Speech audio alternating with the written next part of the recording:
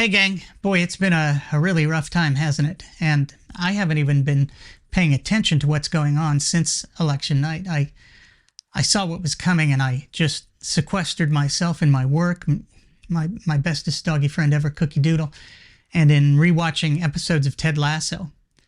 I really am trying to be a goldfish. I just don't have the figure for it. I'm sure a lot of you are wondering what's next, aside from the disaster headed our way. That's inevitable at this point. But I'm talking about what's next for us, for our team.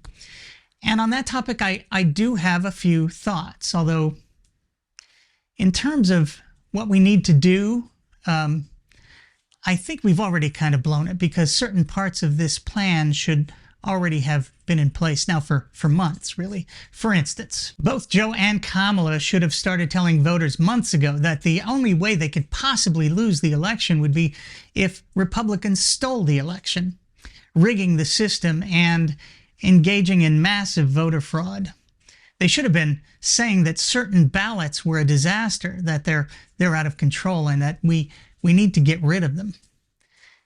But I don't have a time machine, so I guess be a goldfish there, right?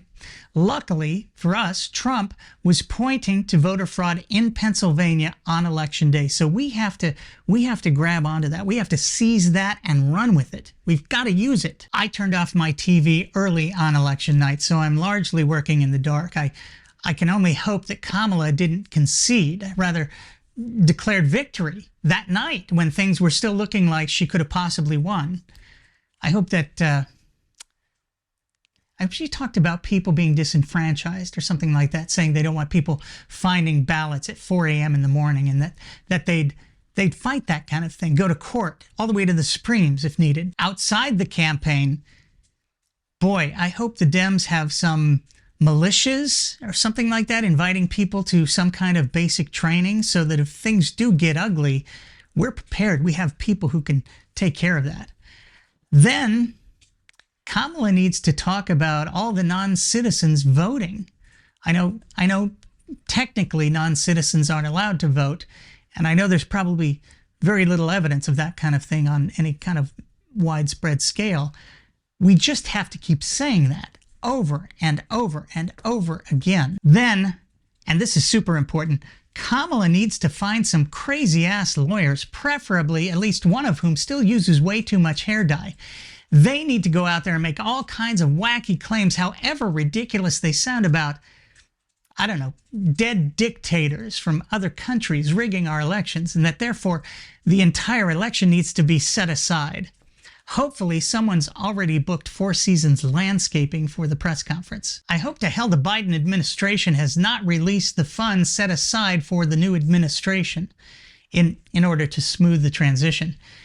And boy, Biden better have not invited Trump to the White House for some kind of cordial, peace-promoting transition convo, to calm people and reassure them about a peaceful transfer of power.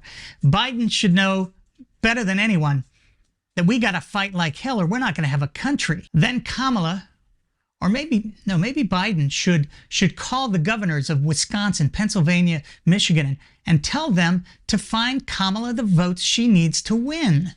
Just make sure no one's recording that conversation. If that doesn't work, we have to go to court, even if we have to stand up over and over again in court and just admit that we have no evidence of widespread voter fraud. Should that fail, we have one more trick up our sleeve, don't we? Because Kamala is vice president. She presides over the election count. So we get those blue states up north to send an alternate slate of electors saying that Kamala won those states. And that's it. We win. Okay? We're in. But here's where I might need your help, because we may have to pressure some people, representatives, senators, that kind of thing, into doing this, because I'm not sure it's legit. So on January 6th, we hold a massive rally at the Capitol, and if necessary, we start kicking ass and taking down names. You feel me? It will be wild. Now, finally, if none of that works, then we all just need to whine and cry about a stolen election for the next 4 years like a bunch of little baby bitches. Wah, wah, oh, those mean, unfair Republicans, they stole everything. We need to completely redefine the terms sore loser and butthurt beyond what anyone's ever imagined. And for Hitchens' sake, Joe and Kamala cannot attend the inauguration under any circumstances. We have to show absolutely no grace, no class, no decency, no dignity, no respect for our institutions or our history. Then, if we can win in 2028, we never talk about any of this ever again. Once again, I'm me. Thanks for watching.